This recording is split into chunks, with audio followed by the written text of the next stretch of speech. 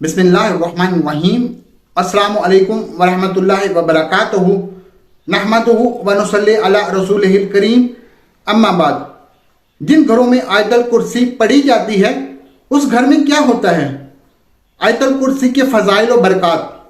मोहतरम नाज़रीन व सामीन, क्या आप जानते हैं कि आयतल कुर्सी पढ़ने की क्या फ़वाइद हैं और फजीलतें हैं? आज की इस वीडियो में मैं आयतल कुर्सी पढ़ने के वो फ़वाइद और फजीलतें बयान करने जा रहा हूँ जिन्हें सुनकर आप हैरान रह जाएंगे कि एक हदीस है जिसका मफ़हूम कुछ ऐसे है कि सैयदना अबी बिन काब रज़ी अल्लाह तआला अन्हु बयान करते हैं कि रसूलुल्लाह सल्लल्लाहु अलैहि वसल्लम ने उनसे पूछा कि ए अबू मंज़र, क्या तुम जानते हो कि तुम्हारे पास किताबुल्लाह की सबसे अज़मत वाली आयत कौन सी है? तो वो कहते हैं कि मैंने जवाब दिया कि अल्लाह और उसका रसूल ही ज़्यादा बेहतर जानते हैं। तो रसूलुल्लाह सल्लल्लाहु अलैहि वसल्लम ने दोबारा पूछा, ए अबू मंज़र, क्या तुम जानते हो कि तुम्हारे पास किताबुल्लाह की सबसे अज़मत वाली आयत कौन सी है? तो मैंने कहा, अल्लाहु ला इलाहा इल्ला हय्युल क़य्यूम, यानी आयतल कुर्सी। तो रसूलुल्लाह सल्लल्लाहु अलैहि वसल्लम ने फरमाया और मेरे सीने पर हाथ मारा और फरमाया, अल्लाह की कसम, तुमने दुरुस्त कहा। ए अबू मंज़र, तुम्हें इल्म मुबारक हो। रसूलुल्लाह सल्लल्लाहु अलैहि वसल्लम ने इरशाद फरमाया कि हर चीज़ की बुलंदी है और कुरान मजीद की बुलंदी सूरह बकरा है और सूरह बकरा में आयतुल कुर्सी वो तमाम आयतों की सरदार है।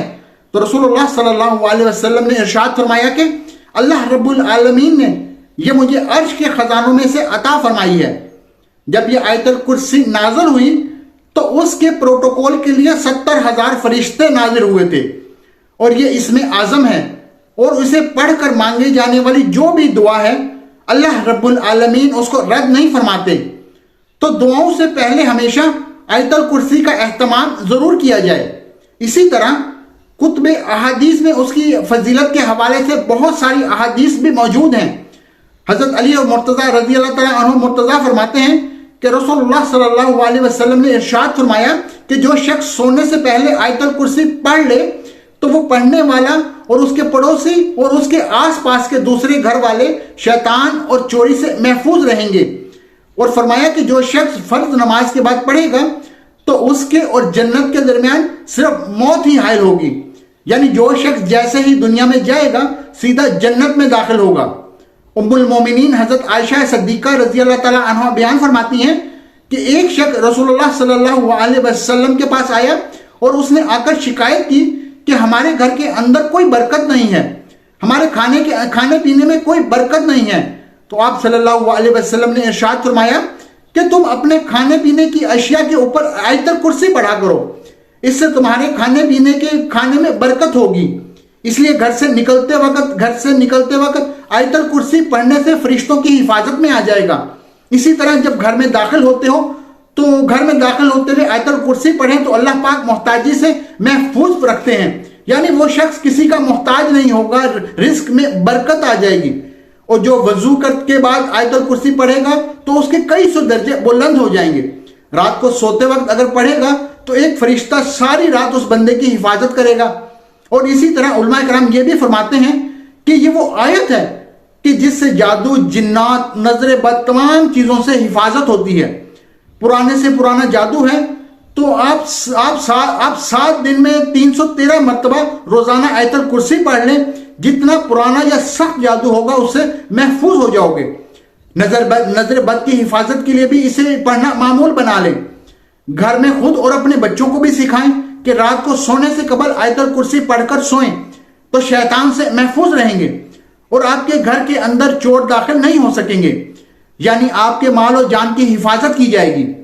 आयतल कुर्सी को कुछ खास वक्तों में पढ़कर कुछ खास वक्तों में तिलावत करके बहुत ही ज्यादा फायदा उठाया जा सकता है। अपनी जिंदगी में बहुत ही ज्यादा खुशहाली भी लाई जा सकती है। तमाम किस्म की परेशानियों से, मुसीबतों से, बीमारियों से हिफाजत पाई जा सकती है। जो शख्स भी आयतल कुर्सी की ज्यादा से ज्यादा तिलावत करेगा तो वो मौत की सख्ती इस पर आसान कर दी जाएगी। अल्लाह तबारक व तआला उसकी बरकत से इंसान की जिंदगी में खुशहाली अता फरमाएंगे, रिज़्क़ के असबाब पैदा होंगे, तो अल्लाह तबारक व तआला कर्जों से निजात फरमाएंगे। तो दोस्तों, तो आपको बताते हैं कि वो किन औकात में آپ کو آیت الکرسی کی زیادہ سے زیادہ تلاوت کرنی چاہیے، پڑھنی ہے، تاکہ آپ بہت زیادہ فائدہ اٹھا سکیں اور آپ کی زندگی میں اور آپ کے گھر والوں کی زندگیوں میں بہت ہی زیادہ خوشحالی آئے۔ اللہ تبارک و تعالیٰ تنگ دستی ہے، اگر آپ کے پاس تنگ دستی سے، پریشانیوں سے، بیماریوں سے، ہر قسم کی آفات اور حفاظت فرمائیں گے۔ آیت الکرسی کی فضیلت کے لیے اتنا ہی کافی ہے کہ آیت الکرسی اللہ تبارک و تعالیٰ کے عرش کے خزانوں میں سے ایک خزانہ ہے۔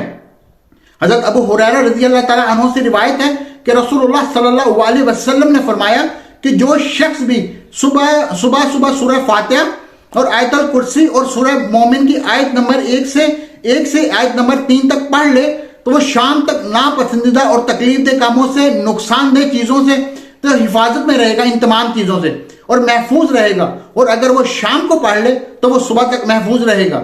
ایک دوسری حدیث میں ہے کہ جس مال یا اولاد پر آیت الکرسی کو پڑھ کر دم کیا جائے یا لکھ کر اس مال پر رکھ دیا جائے یا بچے کے گلے میں ڈال دی جائے تو شیطان اس مال اولاد اس کے قریب نہ آ سکے گا۔ اللہ تبارک و تعالیٰ کی حفاظت فرمائیں گے۔